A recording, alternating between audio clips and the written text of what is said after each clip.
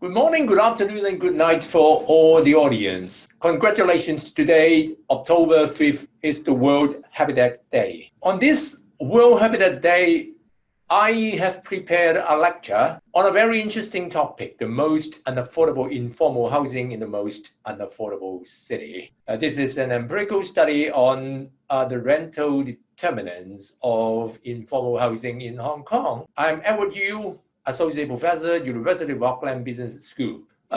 First of all, I think all of you know that Hong Kong is the most unaffordable housing city in the world in the past 9 years. And here the chart from Demographia shows that the price to income ratio in Hong Kong, the green line, is very different, much higher than all other cities in the world. And you will find that indeed since 2010, it climbed up from 12 times to 21 times. But the second one, New Zealand, is only about 9 times. And indeed, I moved from Hong Kong to Auckland.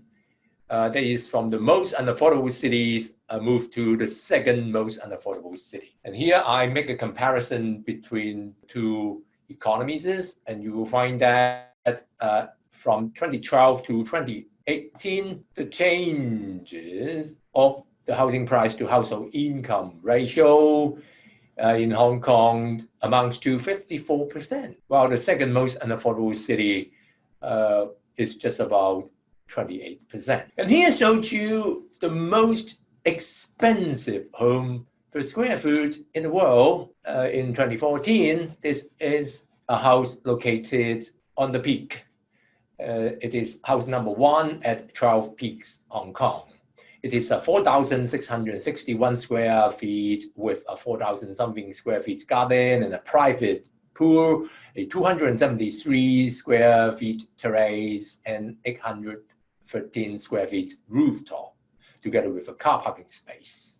So it may not be really big in international standard, but it is huge and prestige in Hong Kong context. And it amounts to 819.1 million Hong Kong dollar, which is approximately about 105 million US dollars in 2014 price level.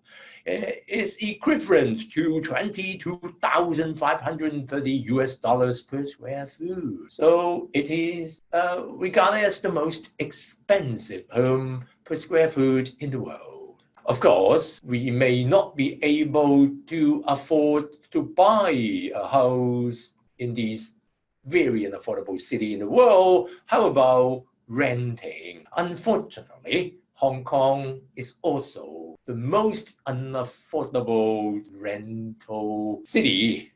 And here you will find in 2020 and 2019, Hong Kong ranked number 1 with the average monthly expect rental cost amounts to 11,318 US dollar, which is Asia's the most expensive city for expect rental accommodation. So let me show you about the time series, the trend of the housing price changes. I just put Hong Kong and New Zealand for comparison, and you will find that if we keep 2003 December as 1,000, then in the past about 17 years, Hong Kong's housing price has increased by about 5 times. But if you compare with the inflation, you will find that indeed within the same period of time, inflation in Hong Kong has just increased by 52%. So if we put housing price index, house rental index, median household income, and also the inflation CPI of Hong Kong together in one chart, then you will understand how unaffordable housing is in Hong Kong. So if you would like to buy a house, then you will find that housing price in the past 17 years has increased by fivefold. While even if you try to rent an apartment, it has also increased in rent by 160%. But your income, the median household income, has just increased by 86%. So you will find the housing rental increase much faster than your household income. Whereas still, if your salary is increased in the same rate as inflation, then you will find that housing rent and housing price are both increasing much faster than the inflation rate. So it explains why low-income families would find living in Hong Kong very difficult. And here shows you about the rent-to-income ratio. Internationally, there's a global standard for affordability that is for families, less than 30% of their household incomes is used in housing rent. But here the chart shows you that indeed for low-income household in Hong Kong, such a rent-to-income ratio amounts to 68%, which far exceeds the international standard of affordability.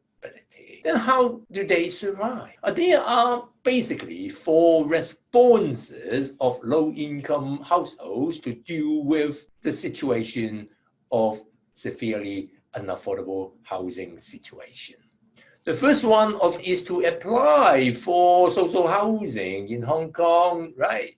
Even though it is well known to have public housing and subsidized housing schemes provided by the housing authority, but because of the high demand, normally eligible households may have to wait for at least 5 years before they will be allocated a public housing unit. Then during the waiting time, or if you are not eligible for the social housing schemes, you may either choose to leave a smaller size housing or move to far away from the city center where you will have less job opportunity. And the last response is to choose some housing unit with poorer housing conditions. That is the situation of informal housing markets in Hong Kong, and we have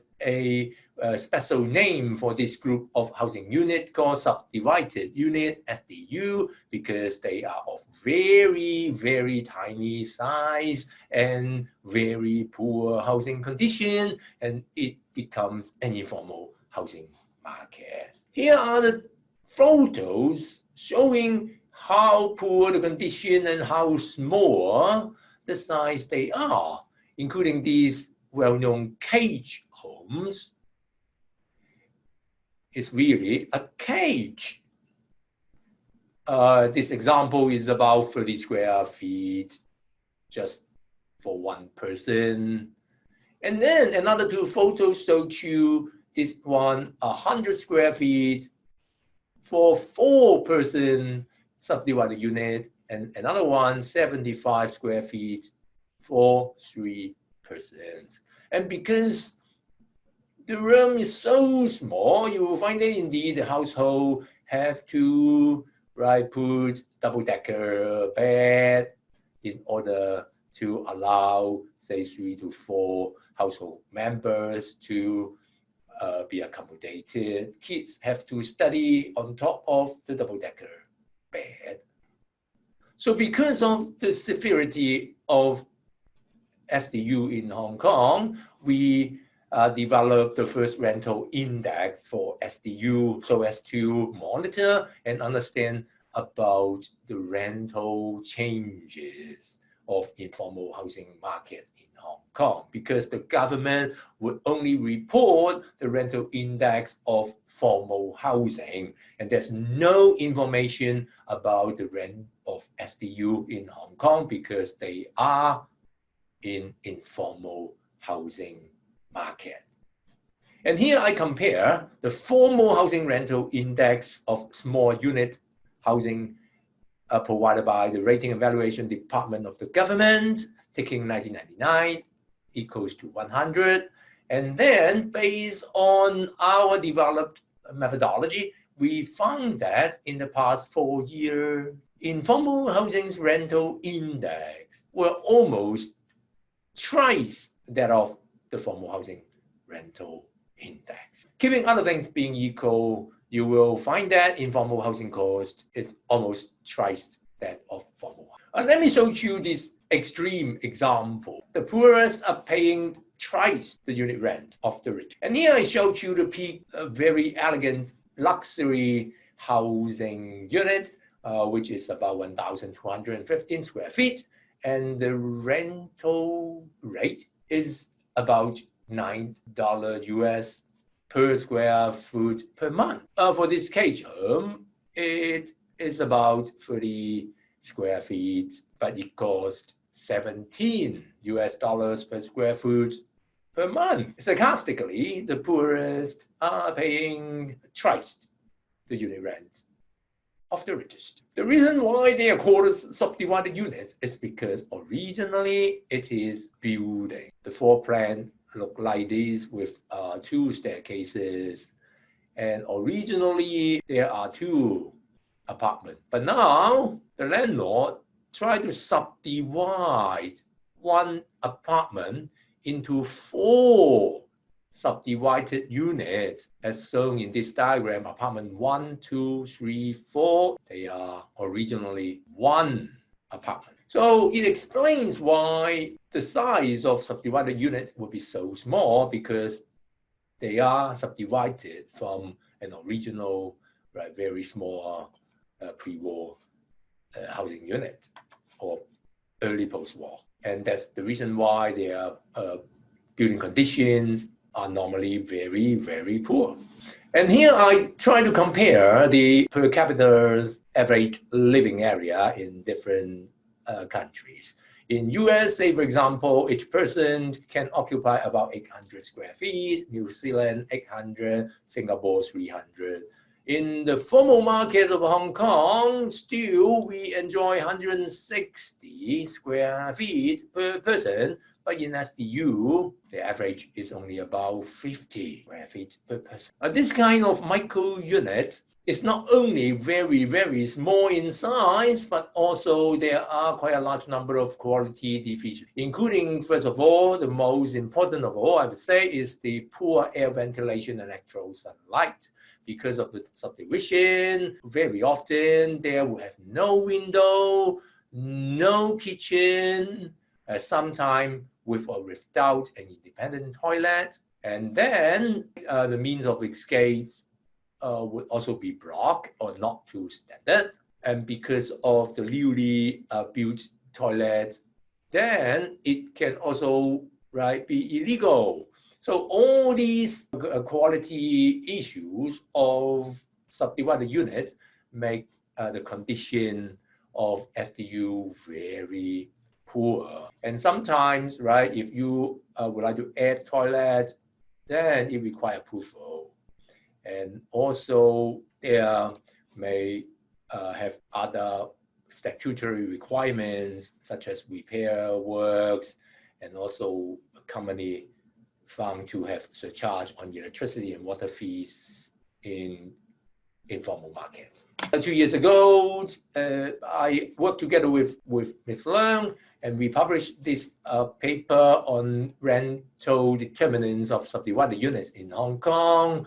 And so we try to collect data of SDU, and because SDU are mostly illegal or with a lot of irregularities, so that's why our paper is the first attempt to collect direct data, because all previous studies on SDU in Hong Kong are based on indirect data, either questionnaires or opinion surveys without on-site measurement or tenancy data. While our study, we have successfully interviewed 71 tenants on site with trained social workers, and also we measure the SDU's condition by qualified building surveyors and trained researchers. So this is the first empirical study on SDU by collecting first-hand direct data. So let me show you about the difference between formal and informal market in Hong Kong first. The right-hand side shows you the formal legal housing market. The dominant type of housing in Hong Kong is apartment type, high-rise, high-density, and of course, we do have some luxury houses in the formal market. And then the left-hand side shows you the informal or illegal housing markets.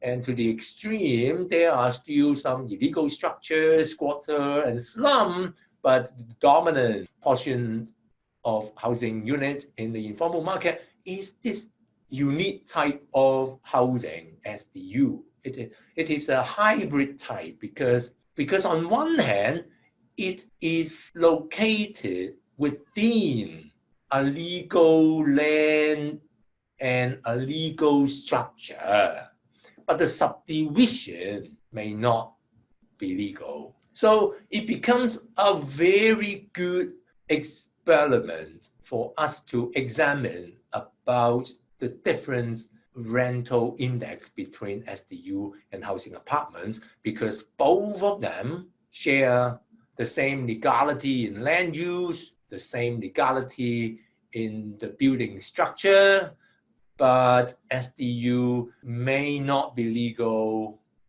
as far as the subdivision work is concerned. So here are the research questions. Normally, studies can only assess the value of windows in the formal market. And because there are some statutory requirements on the number of windows to be provided, they can only measure the effect of windows in formal housing market with the minimum provisions required by law. Well, in this study, because it is informal housing market and the statutes does not govern, our research question is, how do the rentee treasure the first window? Similarly, we can also measure the value of the first non-shared toilet and also the rent of the first window and the rent of one more square foot, etc. This question have never been explored before because there was no such data and because of the minimum standard required by law. In the literature, you will find that even though there have been several studies on informal housing in other parts of the world, but the situation is very different. Say, for example, in this study, they are asking about the rent of one more bathroom, but in their sample, indeed, they have in average 3 bathrooms. A rentee may not treasure for one more bathroom if there are 3 bathrooms in average. Similarly, in Kim 2016, when they examined about the rent of a window, but in their case, it is an underground structure. In other words, even the land use is illegal, the structure is illegal. Then how can you differentiate the effect of the window and the legality of the structure and the legality of land use? So in our case, because all the data comes from SDU, so we can compare it directly with those apartments because they share the same structure and land use. And here you will find about the window and also the toilet after controlling all other factors. And here shows you our empirical model based on hedonic pricing analysis. And we analyze in 2 models. The first one is the simple hedonic analysis model, and the second one, the one with an interaction between the density effect on sharing cost In other words, we are asking this research question: when toilet is shared, what is the rental effect of increasing one more household? And the result is significant statistically, right, in area effect, window effect, and toilet effect. Let me show you one by one and compare the result with some previous study in other countries. Size effect. In our study, one more square foot would cost 0.3% higher in rent, statistically significant, which is similar to international studies. However, the value of one more window or the first window, there's no such test in the literature. While in our case, we found that the first window would cost 34.4% increase in rent. It shows how important the first window is for the house. Number of rooms. In previous studies, say for example, this one, right, the average is 3 rooms. So one more room does not add value, it's negative. But in our case, we could not test it because in all SDU, it could not further subdivide it into rooms. There is no room at all. Then how about number of bathrooms? In our case, one SDU can at most have one toilet, and some of them even do not have their independent toilet, but have to share with other households. And you will find that with private individual toilet will cost 22.2% higher in rent, which is much, much higher than another study. The reason is clear because in their study, the average number of toilets was about 3. But in our case, it is less than 1. So plotting the chart, you will find this diminishing marginal utility effect of a window effect. And so it explained why they are so unaffordable for low-income families. Going to the interactive effect about the density effect on sharing cost. And you will find that it's negative and statistically significant at the 5% level. The interpretation is that one more subdivided unit to share the toilet would cause the rent drop by 6.2%, and is quite tenable as more and more households are sharing one toilet. Then it would be very inconvenient. Here I put it in a graph showing that indeed it explained why sharing toilets may not be popular in Hong Kong unless the rent can be substantially reduced, because it would cause a lot of inconvenience, especially for households with kids, patient, or elderly. This is the end of my presentation on the most unaffordable informal housing unit in the most unaffordable city. Thank you for your attention. And if you have any suggestions, comments, or questions, you are welcome to send me through this email. Bye-bye.